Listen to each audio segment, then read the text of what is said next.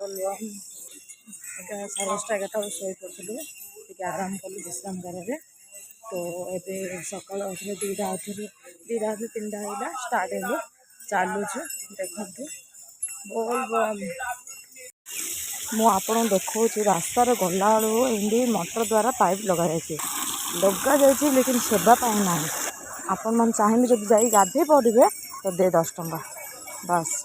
ମୁଁ ଟିକେ ଭଲ ଲାଗିଲା ଏସବୁ ଭିଡ଼ିଓ ତ ଦେଖିଲି। ଏଇଠି ଖଟ ସବୁ ପଡ଼ିଛି ମଝି ମଝି ବସିବାକୁ, ଔଷଧର ବି ବ୍ୟବସ୍ଥା ଅଛି, ସବୁ ବ୍ୟବସ୍ଥା ଭଲ ଅଛି, ମାତ୍ର ଯିବ ପଇସା। ବାପରେ ବହୁତ କଷ୍ଟ ଗାଇସ୍।